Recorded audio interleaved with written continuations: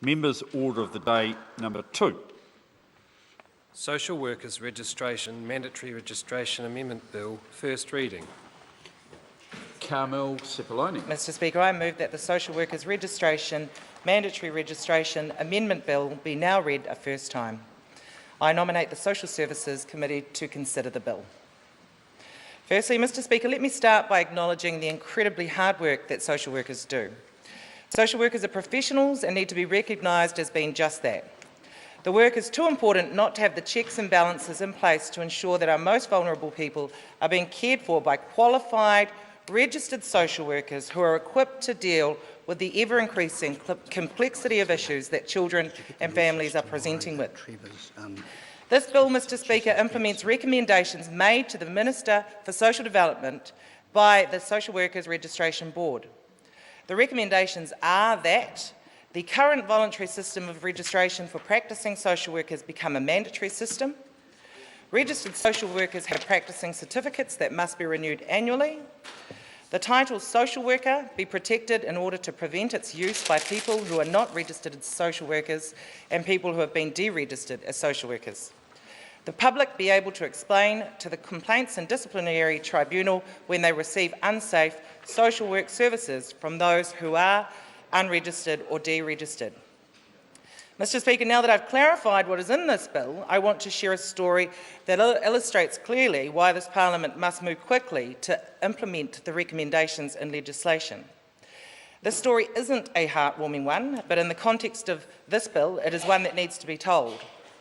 Earlier this year, a man who was working in the role of social worker for a West Auckland social service was convicted to intensive supervision after he walked into a public library, sat opposite a teenage girl, placed a small mirror between his legs and pretended to read a book while positioning the mirror to look up that young woman's skirt. That same person, Mr Speaker, had been charged with a similar offence more than 30 years ago. And while the story is rather alarming so far, the worst is yet to come. There is nothing in the current law preventing him from continuing to practice under the title of social worker and to continue working with vulnerable New Zealanders in that capacity. No one in this House, Mr Speaker, would argue for this man to be allowed to continue in that role. Under the existing framework, the registration of social workers is completely voluntary. This means that those who do not want to be registered, or worse, those that are unqualified or unsuitable to be registered, can still continue to practice as social workers. Unregistered social workers are not required to undertake ongoing professional development, receive supervision, or complete any performance reviews of any kind.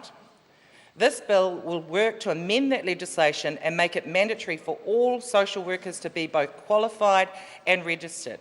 It will professionalise the workforce, aiming to protect the status of social workers, hold social workers to account, protect the work they do, and protect the public at large.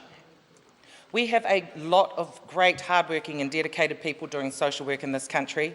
Some of them are currently unqualified and unregistered. The majority are doing a fair and reasonable job, but we cannot continue to leave this to chance.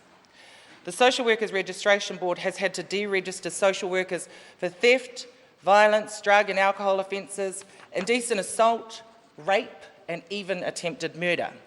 Yet there is nothing stopping these people from continuing to practice. As far as I'm concerned, it is dangerous and unacceptable that social workers can operate in schools, in health and care and protection without qualification or police clearance. 99% of the time, the outcomes of social work is invaluable, but for that 1% of the time where it goes wrong, we must ensure we've got appropriate mechanisms for accountability in place, that we don't allow completely inadequate behaviour to go unpenalised. I have no doubt that the general public would share my concern that approximately 500 SIF social workers remain unregistered, despite the fact the government committed to having all SIF social workers registered in 2015. The general public would also share my concern that MSD keeps no record of how many of the MSD contracted social workers in schools are actually registered social workers. In fact, after finding this out, I asked the Ministry of Education if they knew how many of the MSD-funded social workers in their schools were registered. Their response was, ask the Ministry of Social Development. The fact that this crucial information is not being collected is as negligent as the fact we have such an important workforce left unregulated with only voluntary registration required. Alongside the issues of conduct/misconduct and the insufficient data collection and monitoring by MSD, there is also the very important issue of capacity. Both the White Paper on Vulnerable Children and the recent Children's Commissioner's report on SIFs recognise that social workers need much better support than they currently receive. Many social workers have to deal with nigh impossible workloads while working in situations so challenging that most of us couldn't even imagine. It requires intensive training and regular supervision to work in the context of problems with mental health, addictions and violence. Putting unqualified and inexperienced staff in such a position endangers both the people in need of support and the social workers themselves. To return to the story that I told you right at the start, it is in no way an isolated case. A search through the media archives over the past 10 years showed up several cases of misconduct by social workers, the vast majority of whom were unregistered. Worryingly, the possibilities for this to go wrong are much larger still. In the 2013 census, more than 18,000 people identified themselves as social workers, yet there are less than 5,000 social workers actually registered, making the scope of this issue frighteningly large. Many prominent and well-respected New Zealanders are exacerbated by the lethargy of the current legislation. In fact, one well-known New Zealander, a certain Anne Tolley, called it, and I quote here, outrageous and disappointing. She was referring to the voluntary registration of social workers. It is clearly a common sense and bipartisan view that we as a society owe it to the most vulnerable within our communities that we ensure their well-being by requiring all social workers to be registered. In fact, when I met with the Minister, Anne Tolley, to discuss this matter, she confided in me that there was nothing at all in this bill that she disagreed with. The timing of the bill, on the other hand, seemed to be of concern to the government. But tell me this, is delaying this conversation only to reintroduce the exact same bill in the future really worth the cost? We have here in front of us the opportunity to prevent our children, victims of abuse and other vulnerable members of society from being put at further risk. This is undoubtedly a tough conversation to have as a society, but it is one that we must have if we wish to address and prevent further suffering, and what better time to have it than now. My plea now is that parliamentary colleagues across the House support this bill to Select Committee. Let me just reiterate, the recommendation for changing to a mandatory registration system didn't start with me. It was recommended by the Social Workers Registration Board, the Aotearoa New Zealand Social Workers Association.